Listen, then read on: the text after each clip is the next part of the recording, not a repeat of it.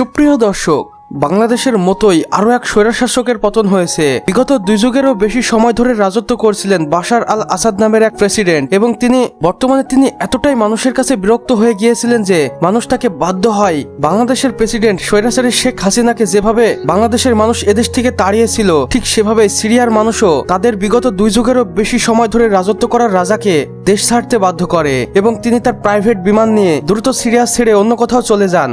কিন্তু বর্তমানে তিনি কোথায় রয়েছেন সেটা এখন পর্যন্ত জানা যায়নি, এবং সিরিয়ার প্রেসিডেন্ট বাশার আল আসাদের নিজ দেশ ছেড়ে পালিয়ে যাওয়ার ঘটনাটি সোশ্যাল মিডিয়ায় ব্যাপক হারে ভাইরাল হয়ে যায় এবং মুহূর্তের মধ্যেই সিরিয়াবাসী জানতে পারে 2 যুগেরও বেশি ধরে শাসন করা স্বৈরশাসক বাশার আল আসাদ আর নেই।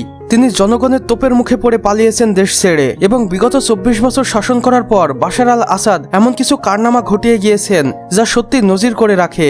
বাংলাদেশের স্বৈরশাসক শেখ হাসিনার মতোই তিনিও একটি বানিয়েছিলেন আয়নাঘর, এবং সেখানে বিভিন্ন মানুষদের নির্যাতন করতেন, এবং এটা বিগত 24 বছর ধরেই করে আসছিলেন। কিন্তু একটি কথা আছে, পাপ কখনো বাপকেও ছাড়ে না। তাই ছাড় পেলেন না বাশার আল আসাদ।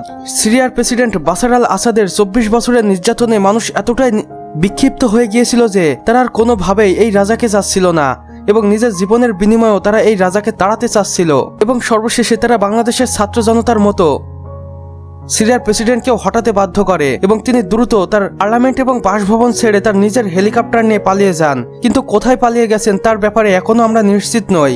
পরবর্তী কোনো আপডেট আসলে আমরা অবশ্যই আপনাদের জানাবো। বর্তমানে সিরিয়ার প্রেসিডেন্টও বাংলাদেশকেই ফলো করছিল। তিনি বাংলাদেশের স্বৈরশাসক শেখ হাসিনার মতো ওড়াধরা মানুষ মেরেছেন, কিন্তু ওই যে বাঙালিদের মতো একজনকে মারলে আরেকজন আর পালায় না, সে বুক টান টান করে দাঁড়িয়ে থাকে, আর এটাই বিজয় ছিনিয়ে আনে। এবং সিরিয়ার ক্ষেত্রে এটাই হয়েছে। সিরিয়ার আন্দোলনে সিরিয়ার প্রেসিডেন্ট বাশার আল আসাদ ওড়াধরা মানুষ মেরেছেন, কিন্তু কেউ পালায়নি, বরং সবাই বুক টান টান করে সামনের দিকে এগিয়ে গেছে। তাই তারা সিরিয়াকে ছিনিয়ে আনতে পেরেছে স্বৈরশাসকের হাত থেকে।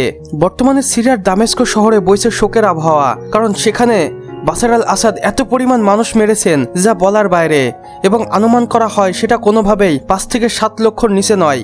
বর্তমানে সিরিয়ার দামেস্ক শহর প্রায় ধ্বংসের মুখে। জানা গেছে দামেস্ক শহরে এখন পর্যন্ত বাশার আল আসাদের নির্যাতন বাহিনী এখনো সাধারণ জনগণের পর নির্যাতন করছে, এবং বাশার আল আসাদের সেনারাও এখন জেনে গেছে তাদের রাজা দেশে আর নেই। তিনি তাদের প্রাইভেট বিমান নিয়ে দেশ ছেড়ে পালিয়েছেন। কিন্তু এখন তাদের কি হবে?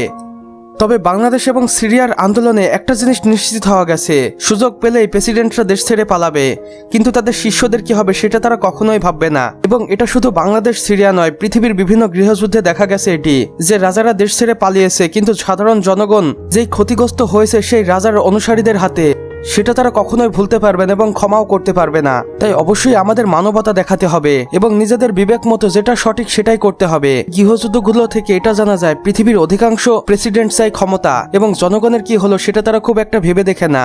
এমনকি সেই সকল প্রেসিডেন্ট তারা নিজেদের নেতাদের কথাও ভাবে না। আর এরই প্রমাণ আমরা পেয়েছি সিরিয়ার এই গৃহযুদ্ধে, এবং বাংলাদেশও এর ব্যতিক্রম নয়। বাংলাদেশের স্বৈরশাসক শেখ হাসিনা পালিয়েছেন, কিন্তু তাদের নেতাদের রেখে গেছেন বাংলাদেশে চরম বিপদে। তারা বাংলাদেশে বর্তমানে এখন বেশ মানবতার জীবনযাপন করছে। সুপ্রিয় দর্শক, আমাদের আজকের ভিডিও এতটুকুই। ভিডিওটি ভালো লাগলে অবশ্যই একটি লাইক করে দিবেন এবং কমেন্ট বক্সে জানাবেন আপনারা পরবর্তীতে সিরিয়ার গৃহযুদ্ধ সম্পর্কে কোনো ভিডিও দেখতে চান কিনা, এবং চ্যানেলে নতুন হলে অবশ্যই সাবস্ক্রাইব করে পাশের বেল আইকনে ক্লিক করে দিন। সম্পূর্ণ ভিডিও দেখার জন্য আপনাকে অসংখ্য ধন্যবাদ।